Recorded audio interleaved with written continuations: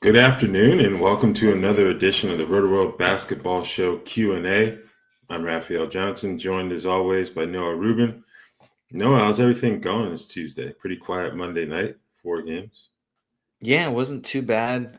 Still some pretty, I guess, fairly eventful games, even if they weren't. I'm trying to think, none of them were really that close. Maybe there was one, but I think the Hawks game was the closest one, a 12-point yeah, game. yeah. So I was thinking, I was like, I don't think any of them were close, but like there was still some like fun storylines. Not all good, but yeah. I mean, 11 games tonight should be a little bit more eventful, a little bit busier for us, but. Yeah. The fun stat of the night for me was DeJounte Murray's return to Atlanta, and every single player that got in the game for the Hawks scored more points than he did. So that was a nice victory lap for the Hawks on a trade that has already looked very good for them. But DeJounte's been pretty rough so far. But I mean, I assume he'll figure out how to score again, because I don't know if you've seen this. I included this in the blurb last night, but so it's 5 games that he's played for the Pelicans. He's shot below. He hasn't shot 40% in a game yet, and he's only shot better than 30% in one of them. So it's like it can't get much worse. Yeah, I think he's too good to play this poorly for the rest of the season. Oh yeah, but that just looks like a defeated basketball team right now. Like, their body language is really bad. So yeah, we'll got that off our chest. Let's get into these questions, because we've got quite the queue already built up here. First question comes from Sid. Please rank these mediocre guards for the rest of the season in an 8-cat head-to-head league. Bilal Coulibaly, Keontae George, Shaedon Sharpe, Terry Rozier, and D'Angelo Russell. Thanks. You're welcome. I think the first thing I would say is that I think I'd have Keontae George dead last year. The efficiency issues are a big problem for me. And they drafted another point guard in Isaiah Collier in the first round. So I don't think we're getting to the point where he could potentially be benched, but you can certainly envision a scenario where if he doesn't clean things up, they give more of those minutes to Collier to see what they have there. Yeah, I'd probably have Keontae George last. I think working in reverse order is probably the best thing here. Maybe Terry Rozier next. I think maybe I'm a little bit optimistic about D'Angelo Russell after last night. He got back in the starting lineup because Austin Reeves was out, and he played really well while AD and LeBron did not. So maybe JJ Redick leaves him in the starting lineup, especially if Reeves misses another game. He will, but maybe he starts him. I don't know, but at least maybe he has a little bit more trust in him. So I almost want to say, I think Shaedon Sharpe is number 1 here, and then maybe D'Lo. Coulibaly's been rough recently. I guess him and Rozier have been rough as well. So I think mediocre is a pretty generous term here for a lot of these guys. But I think Shaedon Sharpe 1 for sure. Yeah, I think I'd go Sharpe. I'd go Coulibaly 2. I know he hasn't played great recently, but I think the opportunity in Washington, where he's going to continue to play heavy minutes, could be something that benefits him in time. I think he'll be able to clean some things up there. So I'd have him 2. Rozier and Russell, I don't know. Man, I know Russell played really well last night, but I really haven't liked what I've seen from him when coming off the bench recently. So if he doesn't get to stick in a lineup again, in starting lineup again permanently, what are you really getting there? So I think Rozier's been coming off the bench too. He hasn't been great. So I guess I would go Russell just because of the assist potential, but like 3 through 5 of this list, I'm not really excited about any of them, to be honest with you. Yeah, I agree. I think Sharpe's probably the only one that I'm like, yeah, I would definitely make sure to have him rostered. All right. Better rest of season, Isaiah Hartenstein or Ivica Zubac's category league? Oh, interesting.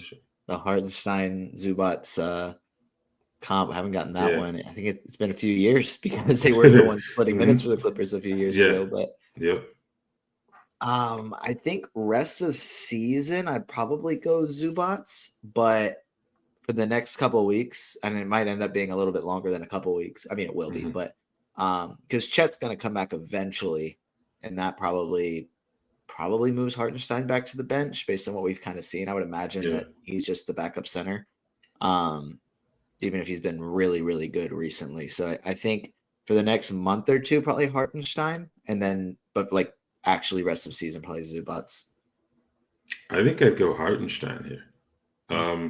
Just one thing for me is the mystery surrounding Chet Holmgren. When's he going to be back?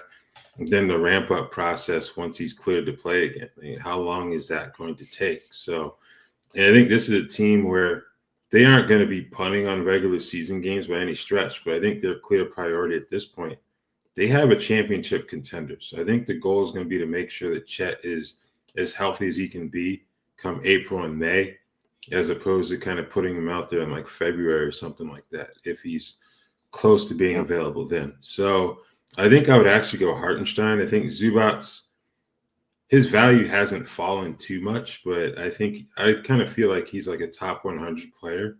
While if I look at Hartenstein, I think he can be like a top 75, maybe even top 60 player. So I'd go iHart there. Okay. Is Colin Sexton a likely trade target? And if so, do you think a trade helps his value? 12-team 9-cat head-to-head. I have him rostered, not sure what to do with him.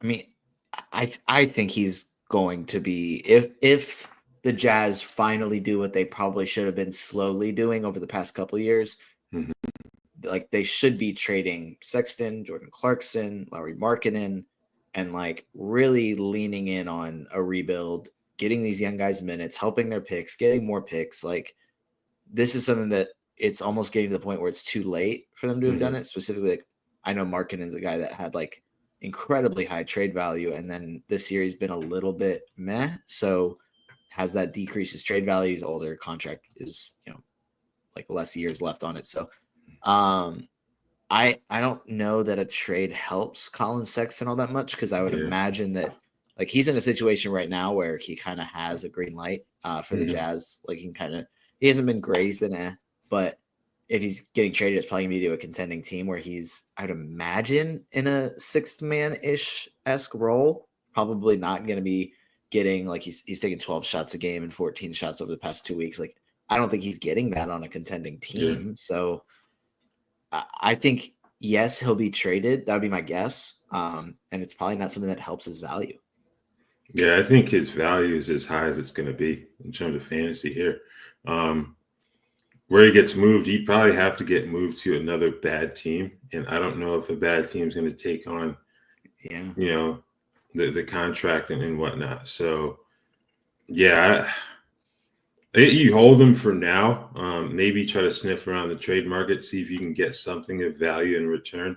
I'm not expecting too much there, but yeah, he's not an outright drop, that's for sure. But yeah, I don't really think his fantasy value gets any higher than what it is right now.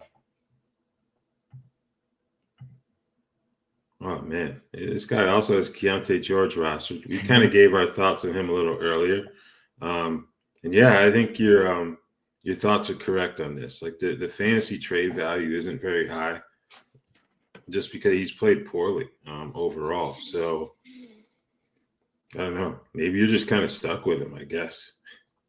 Yeah, I'm not too worried, at least at this point, about him losing his starting job to Isaiah Collier. That may be more of a long-term thing that eventually Collier takes over. But I think that with where they're at right now, I don't think that they're going to fully bench Keontae George for Collier at this point. Maybe the last month or two of the year, but right now I imagine they'll just continue to let Keontae George work through his struggles, because best case scenario, he figures it out and gets really good and he's putting up huge numbers, or worst case scenario, they continue to lose games because they have a liability at point guard and then they're a better chance of getting Cooper Flag. So there's no reason for them to bench him right now. So I'm not worried about that. So hopefully he figures it out, but it doesn't look good. Yeah, maybe it becomes closer to a timeshare, like what we've seen in Dallas between Lively and Gafford. But I can't see him being parked on the bench fully, just because, like Collier, they invested a first-round pick in him. So I think, like Noah said, they'll give him every opportunity to kind of play through his struggles. Because if he can't do it, they're just increasing their draft lottery odds. So not really a bad situation to be in. So sell high on Franz Wagner while Banchero's still out, or is he going to be a stud all season long? I think he's going to be a stud all season long. I think coming into the season, I thought he'd be like a top 50 player. He's obviously exceeded that, but even top 50, I think he's going to be a really good fantasy asset to have. So I would hold on to him. Yeah, I think it depends on what it looks like to sell high. Yeah. I mean, he's been the Basketball Monster has him 14th this year, and obviously those numbers are inflated by Paolo being out.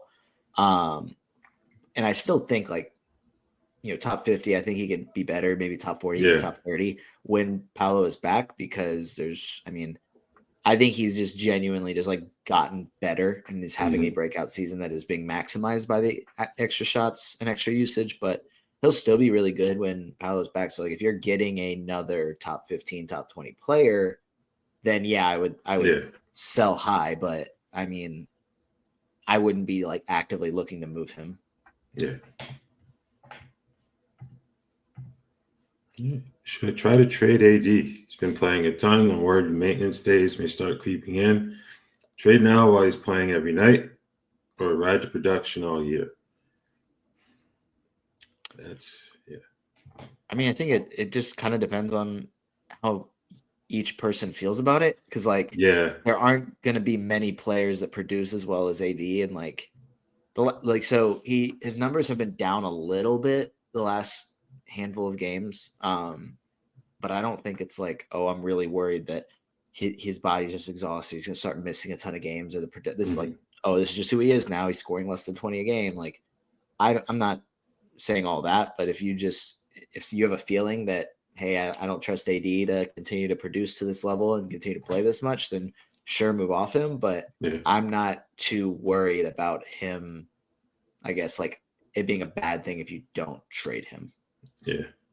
I think I'd be more concerned about LeBron James in terms of the maintenance days than Anthony Davis. You kind of bargain for him missing time at some point just because of the medical history. So I don't know. I think I would hold him for now. Like, is this someone that's potentially top 5 value in terms of fantasy? I don't think you're going to get like equal value for that type of player if you try to trade him. So I would hold there.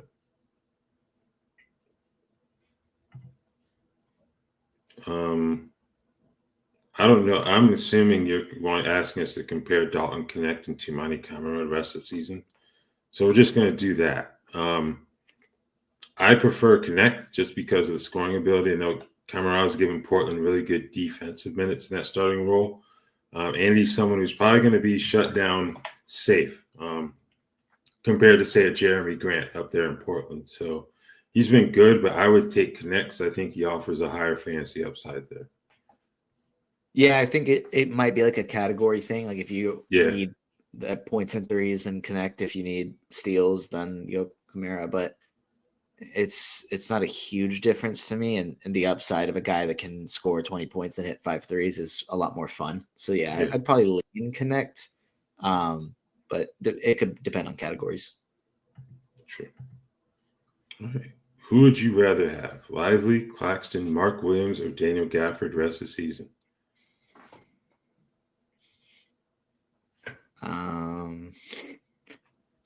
Well, maybe Lively. I mean, Claxton has been pretty bad in comparison to what we were expecting out of him, and Lively and Gafford are in that minute split. Sure, so like it's not distinctly one over the other to me. And then Mark Williams is just such a wild card that I just can't say that I'd prefer to have him over the other 3 guys, considering like they have played basketball this year and in the last calendar year. I mean, I was looking it up. I think it was December 8th of last year was the last time Mark Williams played a game. I think it was the 8th. So it's like it's coming up on 1 full year. He's questionable tonight. So tonight, I believe. Yeah. So hopefully he's back. But what's this like? I don't want to just say, because like injuries are obviously such a hard thing to predict. But with the amount of injuries he's already dealt with, it's hard for me to rely on him. So I think I would say Lively, but I don't think it's like definitely Lively. Yeah, I think it's either one of the Dallas bigs for me. Claxton can be useful in the free throw percentage punt build because he's absolutely atrocious at the foul line. But like Noah said, he hasn't been playing up to that level that we kind of expect from him. Like he can be a top 50 player in free throw punt builds, and he hasn't played to that level at all this far. So yeah, I think I would go either Dallas big. Lively, I think, offers a slightly higher long-term upside, but rest of the season, I'd probably lean Gafford in this spot, to be honest with you. All right. Matt, thanks for tuning in. I'm glad you enjoy the show. Would you rather have Jared McCain or Stephon Castle in head-to-head points league? That's a good question. This question stinks because it would have been such an obvious answer up until Nick Nurse moving Jared McCain to the bench. And I'm like, so I think, we could see with the Spurs, I believe Sohan's supposed to be back tonight, and Stephon Castle moved into the starting lineup when Sohan went down. I would assume that he stays in the starting lineup because he's played really well. But if he moves back to the bench because they want to stick with Julian Champagny for some reason, then I'd probably lean McCain because I feel like McCain has higher upside and has already been better. So I'd lean McCain, but I feel worse about both of them than I did like 3 or 4 days ago. Yeah, that's a good point. This is tough. I think I would. I think I'd go McCain just because the points league. Like we're talking like categories. I may lean Castle just because of the assists and defensive potential, but yeah, I think I'm going to go McCain here in this setting. All right. Malik Monk or returning Mark Williams in 12-team 9-cat head-to-head. Which one would you prefer to have rest of the season? I think playing different positions and providing different categories, that's a factor, but I would rather have Malik Monk. I trust him to play basketball so much more, and him as a starter, like that's a nice boost for him. So I would go Malik Monk. Yeah, I agree with that for sure. Even if Malik were coming off the bench, I think I'd rather have him than Mark Williams because he's going to play close to starters minutes, if not full-on starters minutes coming off the bench there. So, yeah, give me Malik Monk there. All right, 12-team 9-cat head-to-head. Should I trade my Brandon Miller and Al Horford for Jaylen Brown and Malik Monk? I'm punting free throw percentage with Giannis, Sabonis, LeBron, and Gobert. I think I'd do that. I mean, Brandon Miller has been really good this year, and with LaMelo out, he's going to be shooting the ball like every single time. But I think I'd rather maybe I'd have Malik Monk over Al Horford, and that's why I think the difference between those two is greater than the difference between Brandon Miller and Jaylen Brown. Plus, Brandon Miller with LaMelo out and Miles Bridges out and Trey Mann out, like he might. I think he. Let me look at the exact number, but I'm pretty sure he like scored a ton against the Hawks, but it was incredibly inefficient because he shot like 30 shots. 30 shots, 33% shooting. So like, I mean, he went off, and that's probably what's going to look like is poor shooting numbers, but he's scoring a ton. So yeah, I think I would do this one, and I think it might be like a sell high on Brandon Miller, who I still think is going to be incredible long term, but I think that's a pretty good move. Yeah, I would maybe look into seeing if you can get anyone of higher profile than Jaylen Brown, because of the Miller upside. But yeah, if you can get Monk in exchange for Horford to kind of break this deal down, I think that would be a really good move because we know Horford isn't going to be playing both ends of back-to-backs at a minimum. So yeah, I think that's a fair trade. I would, maybe throw a counter offer just to see what could happen if you ask for someone else other than Jaylen Brown, just to play off of Brandon's upside a bit. But yeah, I think that's a fair trade right there. I'm pivoting to a punt points build in Dynasty after 4 losses of 7-2. Is Darius Garland for CJ McCollum and Tobias Harris a good move in that direction, or is that sacrificing too much dynasty value? Excuse me. I think that might be sacrificing a little too much in a dynasty. Yeah, I'm trying to remember off the top of my head how old Tobias is, but obviously McCollum's in his 30s. And Tobias is 32 as well. So yeah, I think that's sacrificing way too much value because I mean Garland to me is, I mean, he was definitely a top 20 asset like 2 years ago, and he's probably still a top 30 asset, especially with kind of his resurgence this year in my to me. So I wouldn't be trading him for two guys that would be outside the top 100 unless, and I don't even think this is necessarily the case, but like you feel like getting these two players combined with your team is going to help you win the championship. But also, if it's a points build, I feel like points is the strongest category for both McCollum and Tobias Harris. So I don't know if that really lines up there. But regardless, I don't think I'd be moving Darius Garland for these two. I think he's way too good. Yeah, I'm holding Darius Garland. Not literally, but you know what I mean. I know what you mean. Yeah. All right, Evelyn, what's up? Thanks for tuning in. Hold on to a Conway 12 team head to head, or use as a streaming spot / hold hot free agent pickup like Micic. You're the Hawks fan here, Noah, so I'm gonna let you handle this one first. Man, it breaks my heart, but I don't think I'd be definitely holding on to a Kongwu. I feel like 2 years ago, it was like, why are they not benching Capella for this guy? And then last year he took a little bit of a hit, and in this year he's not been very good. And so I don't think. I mean, I still believe that if he was starting and playing 32 minutes a game, he would simply just have too large of an opportunity for him to ever be dropped. And even if he's not great, like he would be too good just catching lobs from Trae Young for him to be dropped. But yeah, I don't think he's a guy that you really have to hold on to. And I think just making it a streaming spot is probably the smartest thing right now.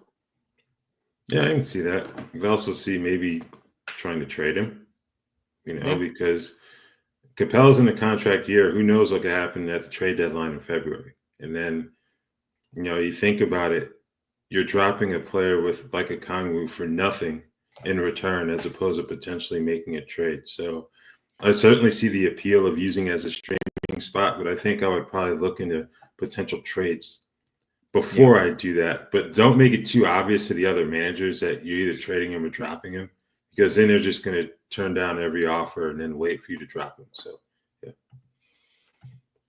All right. Kevin, 12-team head-to-head points league. Would you trade Şengün for Amin Thompson and Jalen Green? I feel like Amin's role is growing. It is. Like, he's been really, really good. I think he's better in a category league than a points league. Yeah. I also I'm not a fan of being the guy trading away the star for two like lesser players. Because then it takes him another roster spot. I don't think I would do this trade. I think I'd much rather be getting Şengün than getting Amin and Jalen Green. Yeah. But you got to also think about it. If Amin's role is growing, guess who's losing out on minutes? It's Jalen Green. It's funny. Yeah, you're accepting the other guy who's most likely going to lose out on opportunities, with his role growing. So, yeah, I love Amin and what he brings to the table, but I'm not trading a player of Şengün's caliber for him, even if you're getting Jalen Green there as well.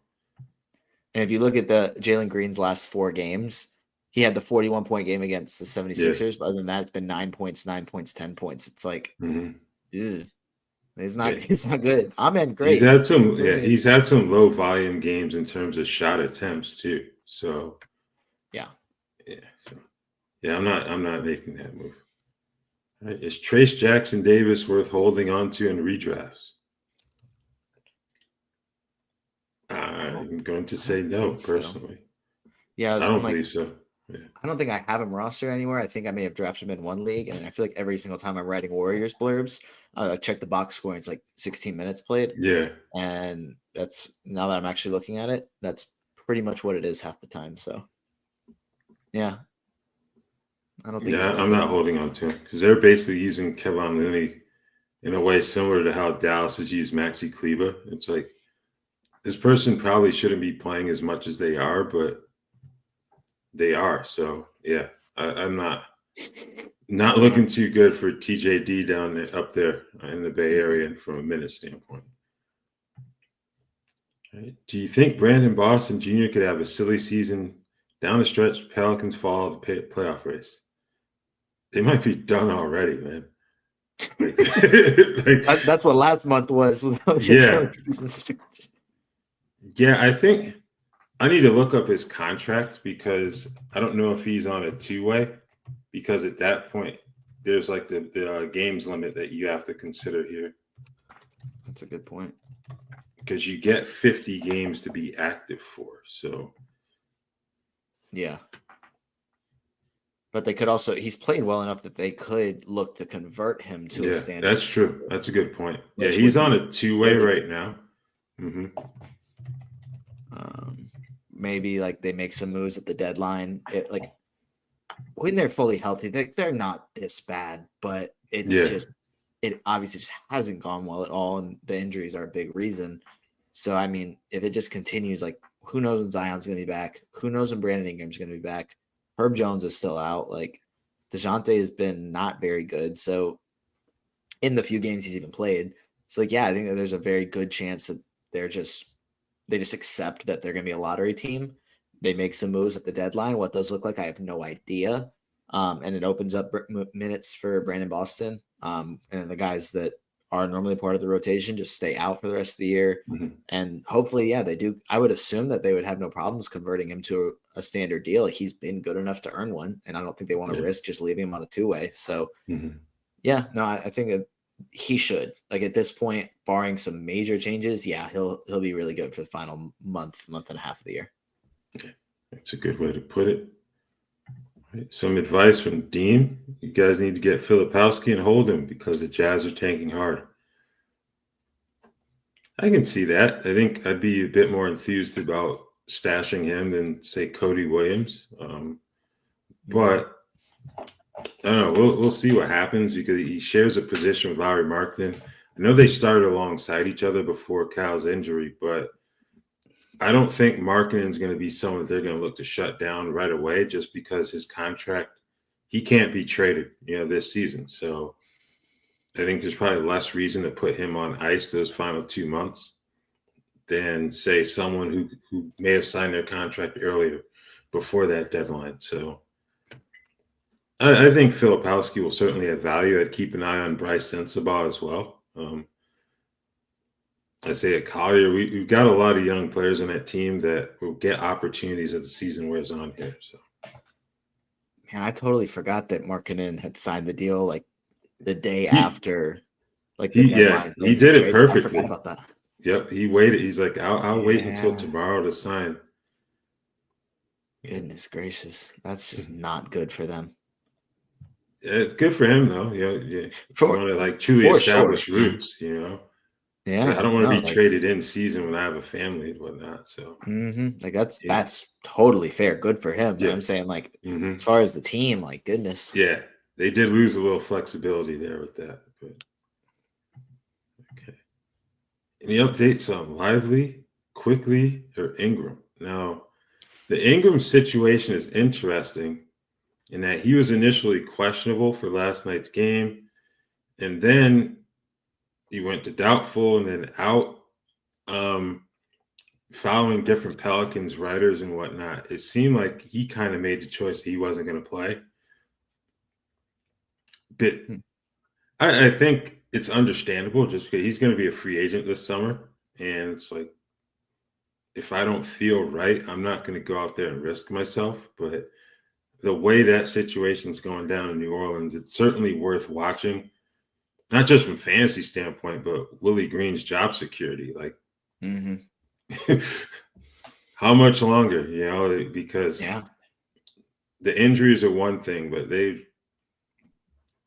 don't know what's going on down there from a direction standpoint. So maybe he's the next major change down there. Yeah, and Brandon Ingram did switch agencies. He's now with Clutch Sports, which is not somewhere you go if you want to stay where you are and you feel pretty happy. So like it seems like a pretty good chance that he ends up getting moved finally. Lively's questionable tonight, so he might play. The last update I saw on Emmanuel quickly was that there was no update. Yeah. So that was the last thing I had seen from one of their beat reporters. Yeah, same here. So Lively we could have back in the lineup as soon as tonight. That'll be great in terms of that timeshare in Dallas. But Ingram, who knows? Those phantom. He's certainly injured, but it may not take too much later in the season for like that phantom hamstring injury or something to kind of creep up, just to make sure you protect the physical assets ahead of free agency there. Yeah. All right. Is Brandon Clark worth holding, even with Zach Edey back? Well, I think Zach Edey, unless I missed an update, I think he's already ruled out for tonight. I think that's what I remember seeing yesterday. So now, yeah. And plus, I do know that Clark was starting even when Edey was healthy. Right. So I don't think he'll. Edey is out for tonight, sprained left ankle, so he will not be playing. I guess it's also not really a scenario where Brandon Clark has been so good that you have to roster him, but I think it's also not dependent on Zach Edey. I think he's been starting, like you said before, Zach Edey was out, but he hasn't been playing a ton of minutes. He's just, mostly been blocking a shot a game, shooting a really high percentage, and that's most of his value. He hasn't been really, really good. Yeah. That's a good way to put it. Gershon Yabusele rest of the season in 14-team Roto League. He's had his moments, but if you look at like the overall value, I think he's still outside of the top 200. So it's like you're kind of banking on Embiid and or Paul George having at least one more extended absence each. And I don't know if even that's going to be enough. I guess for now you hold him in a 14-teamer, but I don't know if you're going to be sitting here and say March, right as fantasy playoff time approaches, speaking of Yabusele, is like this lock of a fantasy value guy at that point. Yeah, I agree with that. The opportunity is really good right now, and the numbers have been kind of So I don't like rest of the season, like you said, like it is dependent on the other guy's health in Philadelphia, which isn't a lock or anything like that. Like it's not like, oh, like Embiid's definitely gonna be back and play a lot of games. Like Yabusele might see a lot of starts the rest of the season. But he hasn't been. He's had a few good games and a few end games, so I'm not like he's not like a must roster rest of the season, but probably with Embiid and Drummond sideline for a little bit, I would say that he is for right now. Okay. Is Alsar Thompson worth a hold? No. Dean says later in the comments that he's not worth a hold and drops an LOL. I don't know if I'd be as dismissive of that. Because Alsar, even if the Pistons aren't in the midst of a tank, he can provide value there. Like, for example, he blocked 2 shots on Saturday against the Sixers. He's not going to give you too much offensively, but I think some of those other categories is where you're banking on for potential fantasy value there. So I'd understand. It depends. I don't know the size of your league or what the rest of your roster looks like, but I don't think I would immediately look to drop him. But I can certainly envision a scenario in which if there's a good enough player on the waiver wire, you may try to make that move for better short-term production. Yeah, I have him in one league. I'm pretty sure it's a league with a weekly games cap. So I'm just leaving him on my bench. I haven't even started him every time he's played. But I think the upside there, like they're still easing him back into playing basketball. I don't think it's like he's going to continue to play 15 minutes per game the rest of the season. So he'll get better. I think like as he plays more games, sees more minutes. So I think he's a guy that's, I guess, like a stash right now. Even if he's playing, I would just be holding on to him for a little bit longer. And then if it's like, a month or two down the road and he's still playing 15 minutes per game, then it's like, not worth it. Or if he's just like the numbers haven't gotten better. But at this point, I'm still holding him in a league. Yeah. Has Stefan Castle done enough to survive the Spurs returning to full strength tonight? We'll see. I mean, they love Julian Champagny. Mm-hmm. Like Devin Vassell hasn't done enough to start this year, and obviously he's been in and out of the lineup. But they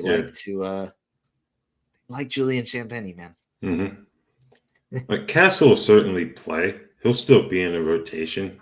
It's just having too many mouths to feed, so to speak, to where a bunch of guys lose fantasy value instead of just one. So, yeah, I think he's been a deep league guy at best to this point. So I don't really know if that's going to change much at all, if at all. Shaden and Denny for Herb Jones and Kelly Oubre 12-team 9-cat. Yeah, I'm not doing that. I think I'd much rather have Shaden and Denny. Yeah. I don't at least because of the Oubre factor. Yeah. And Herb Jones, maybe he gets back pretty soon, but yeah, haven't heard too much on that front. So I think he was upgraded to doubtful on that's night. Right. Mm-hmm. So I mean, it still could be a few more games. But I think I'd rather have Shaden and Denny. Yeah.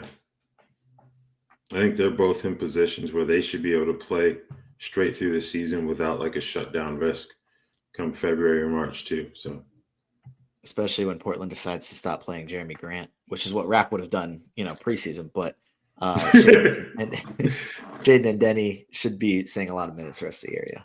I just want the man to average 5 rebounds a game. Like that's it. Right. Malcolm Brogdon rest of the season. He's been pretty good, but I think he's another person you look at. Eventually, they're going to have to go back to playing Bub Carrington heavy minutes. It doesn't make much sense to park him on the bench, have him play like 22 minutes a night for a first-round pick. So Brogdon's been good right now, but I think he's someone that come trade deadline time in February, you're hoping he gets moved somewhere where they're fighting for like playoff positioning, because if he stays in Washington, I think his minutes are going to just like fall off a cliff at that point. Yeah, if he doesn't get traded, I think that his like season is probably done in maybe 2.5 months, like a post All-Star break injury that just he like keeps him sidelined the rest of the year just so they can give Bub more minutes. But I would assume that he is traded if they're smart about maximizing value. In which case, if he does end up with a contender, maybe in a 6-man role like he played with the Celtics, then he could be pretty good in fantasy. He obviously doesn't have the same upside that he does right now with Washington. But I would feel a lot better about him rest of the season playing for a different team. Yeah. DeJounte Murray, Dyson Daniels for Miles Bridges, Jared Allen, and Zach LaVine. Is that fair?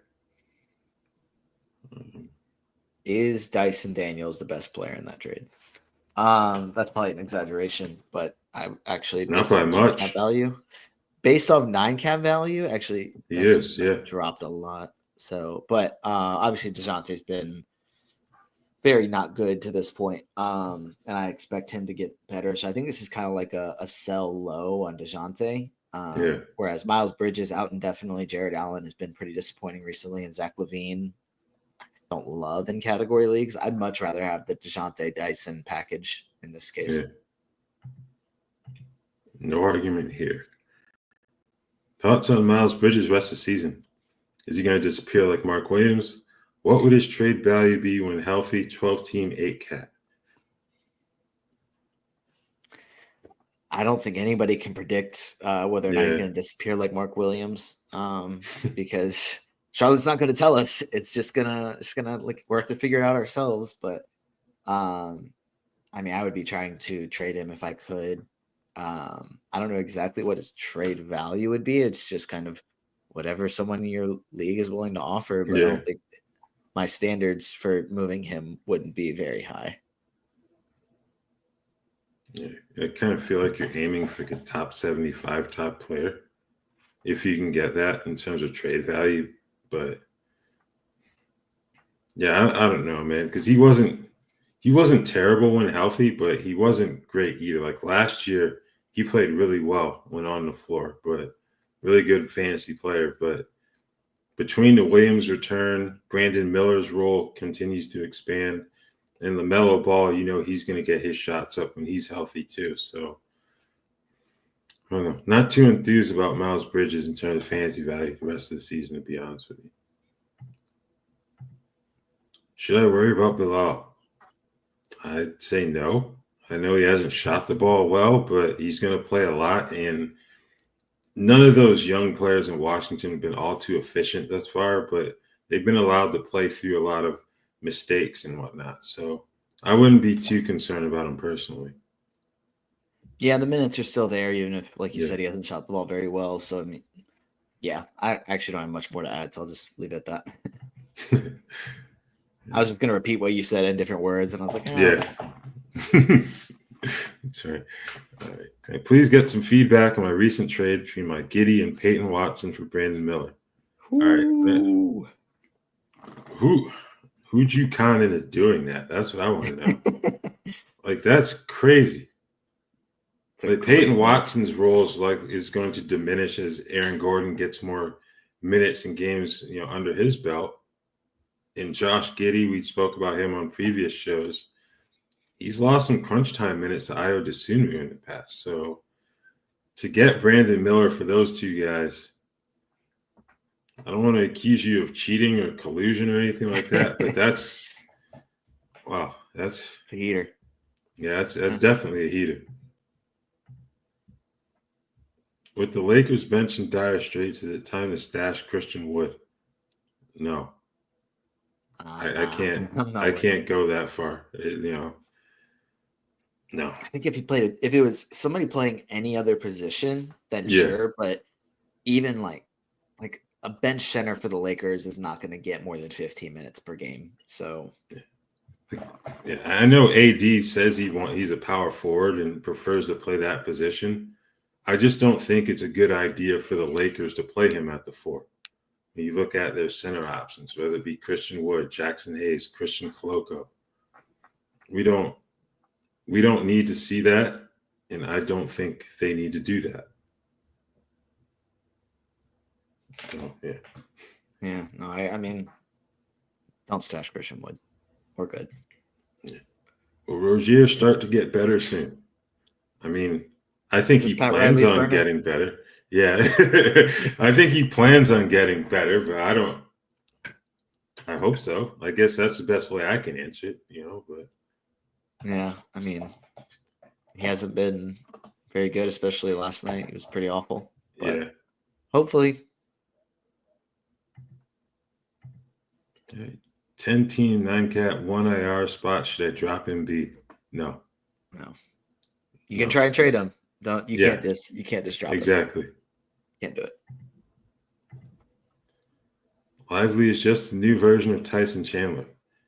I think the Mavericks would take that because if you think back to who they've had working with Derek Lively, it's none other than Tyson Chandler. And I think he can provide really good fantasy value in that spot anyway. So quite a compliment to his coaching. Yeah.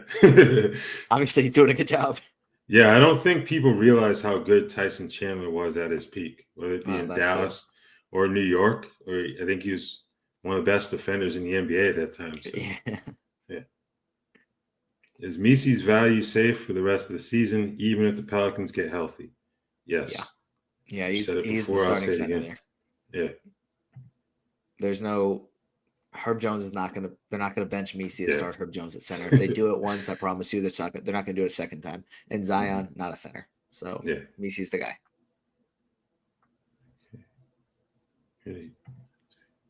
Will Alstar get 25 plus minutes in the Pistons rotation before silly season starts? Maybe. I would. Yeah. Maybe. My hope is that within the next month or so, he's getting 20 to 25 minutes per game as he just, logs more games, gets his feet back under him. But it just kind of depends. This is, obviously JB Bickerstaff, new head coach, so we haven't really seen Asar play for him a ton and exactly how he's going to use everybody when Asar is playing, aside from the last few games. So hopefully, but I guess the consolation there is that, well, actually, Detroit isn't that far out of where's Detroit in the standings? I think that's kind of a factor as well, because the East has been really bad. So this doesn't necessarily mean like Detroit's okay. So like they're currently tied for 10th. So there might not be a silly season in Detroit this year if they're just in the play-in race. So that's different. Yeah. I think you're just aiming for low 20s in terms of minutes per game at this point. Because they did enough losing last year to last like 2 or 3 years. I don't see them, looking to play outside Thompson like high 20s or low 30s if that means fewer minutes for, say, Tobias Harris, given what they paid him, or even Tim Hardaway Jr. So I think low 20s, I think maybe he can get to like right around that 24 to 26 range eventually, but that may be the high end for him this season. Still holding out hope for Kuminga being useful this season, or is he droppable at this point? I'm gonna give it. I think tonight's game is actually gonna be a pretty big factor for me. And I don't like to just do one game samples for anything like that, but he already has been kind of a droppable player. But Draymond is listed as questionable. Steve Kerr was telling reporters that he's basically doubtful, which is very like a weird thing to say. Just listed as doubtful, but whatever. But I'm expecting like. Is Kuminga going to start over like with Draymond out? I would assume that's like the right move, but we'll see what Steve Kerr does and how he does in a role tonight. So if he like plays 15 minutes with Draymond out or just really sucks with Draymond out, then yeah, probably droppable. But maybe he plays really well and it's kind of like it's more of a tough decision on whether or not to drop him. Yeah, it's another contract situation that really interesting. He didn't get that extension. Yeah. And the minutes haven't been there to where he could potentially go out and earn the type of deal that he was hoping for. So, yeah, I think I would take Noah's approach as well. Let's see what happens tonight if Draymond doesn't play, because there's enough data to kind of suggest that he probably shouldn't be rostered in standard leagues at this point. All right, Nicholas requests thoughts on Devin Vassell, Mikal Bridges, and Mark Williams. It's good to see Mikal knock down some shots the other night, even though it was New Orleans, but can now use a good confidence boost for sure. I think he'll be fine. I think you're looking like a top 60 to 75 fantasy player at this point. So I think he'll be fine. Vassell, his minutes should only increase as he gets more games under his belt. And Mark Williams, as Noah stated earlier, is the wild card here. If he plays starters minutes, he can be really good. We've seen him be that type of player in the past. The issue is because of the injuries, we don't really have too large of a data size here. Yeah, and just the one thing I'll add with Vassell is he's been a top 100 player in 22 minutes per game. Like Raph said, the minutes will go up. He'll eventually return to the starting lineup. Depends on how healthy he can stay, and they're not going to rush him back into the starting lineup. They did this last year as well. It's like they'll just bring him off the bench when he's returning from an injury. So, yeah, I mean, he'll only get better. Okay. Brian, thanks for tuning in. 9th place in a 10-team 9-cat head-to-head. I'm in dead last in one of my leagues, so I feel your pain. Still have Emmanuel Quickley and Chet Holmgren both injured. Who should I get rid of first? And then it looks like you're asking who to pick up between Eason, McCain, Keontae George, Derek Lively II, Terry Rozier. I would drop Quickley first if you had to drop someone. I just think Chet's upside. Is he not asking which of those 5 to drop first? Or is it? Oh, I could be wrong. Okay. That would probably be a better course of action here to drop one of those 5. I think I dropped Keontae George. We're going to go with that because I would not want to drop. I don't really want to drop Quickley or Holmgren. So, yeah, we're going to go ahead and say Keontae George would be my pick to drop there. Yeah, him and then Rozier would be my 2 that would be fine dropping. But, yeah, I wouldn't drop Quickley or Chet if that ends up being the question. I would, if you're really struggling with injuries, then trying to trade one of them, it's probably a better idea. But I'm glad you asked that because I think but I'm not sure. Yeah. Why are Dylan Brooks and Jabari Smith Jr. starting over Amin and Tariq? I guess because Ime Udoka finds them to be better fits in the starting lineup than those two. Now, I don't necessarily agree. Maybe we'll see a shift at some point, at least in terms of Amin Thompson potentially starting. But yeah, I don't think it's some egregious miscarriage of justice here. I'll say it. I'll put it that way. Yeah, I think this is more of a, as fantasy managers, we want to see the better fantasy players starting and getting all the minutes. But Dylan Brooks is one of the best defenders in the NBA. Jabari Smith, he's really struggled offensively, but he's a really good defender. Yep. And he doesn't need the ball in his hands a ton. I think the better question is, why is Jalen Green still starting over Amen Thompson? And that could be a change, but having Amen Thompson and Tari Eason coming off your bench is not a bad thing. Yeah. And they mix and match lineups to make sure these guys still play a ton of minutes. So yes, in fantasy, we would love for both of them to be playing 32, 33 minutes per game and racking up the stocks. But Houston is a half game out of first place in the West. Like, it's working for them. I can't imagine that they're going to make a starting lineup change anytime soon. Yep. Agree. Okay. Should I trade Nick Richards and Jaden Ivey for OG Anunoby? Yes. Yeah, I do that. I wouldn't think too much about it, to be honest with you. Because Richards is coming back with Mark Williams. So. All right. Keyshawn George looked good earlier this season. Does he get close to that? That's what I'm assuming you're asking here. In March. I think later this season, sure. That's a team that's not really going anywhere this year. So the minutes should be there after the trade deadline for sure. Who sits when Cade returns? It'll be Malik Beasley. Yeah, it shouldn't be, but it will be because that's what it kind of is. Hardaway's been a fixture in that lineup. And then Beasley, I don't think moving to the bench will hurt him too much. He's a catch and shoot guy primarily. So I think it'll be Beasley heading back to the bench. Do you guys think Jordan Poole has high shutdown risk? Playoffs start around March 10th and end around March 31st. Did he get shut down last year? I don't even remember. Oh, let's see. I'm trying to pull it up. Let's see if I can. Because in my mind, I'm like, okay, so he didn't play the last 2 games of last season, and that was really it. So he didn't get shut down last year. Yeah. I think there's a better chance he gets shut down this year, but I mean, I don't think so. If your playoffs are starting March 10th, I think he's still playing at that point. If they're ending March 31st, he may or may not be still in the lineup. It just kind of depends. But obviously, last year, I want to say it was like Jared Butler that was starting at point guard when they shut down Poole. But like now they have legitimate younger guards, especially like Bub Carrington and Keyshawn George, that like we want to get these guys minutes, which that's more of a chance for Poole to get shut down a little earlier.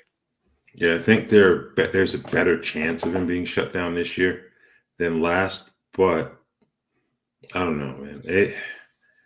I don't know about high shutdown risk. I guess I would say moderate, if anything, because they still kind of need to evaluate him, make sure he's a good fit for their rebuild too. So, would you trade Scotty Barnes for Jalen Williams? 9-cat head to head. Oh.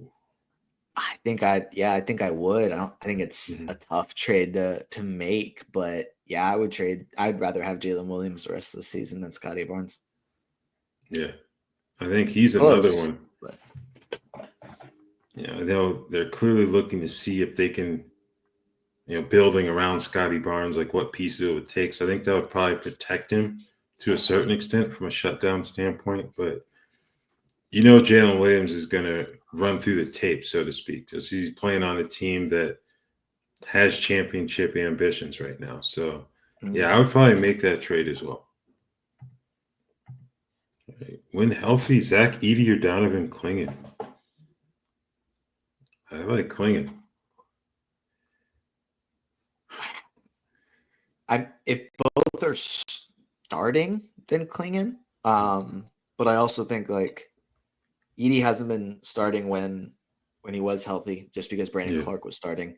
Klingon was starting, but it was because DeAndre Ayton was out. So Ayton is kind of a factor there because I don't know. I don't feel good about either of them just for this season.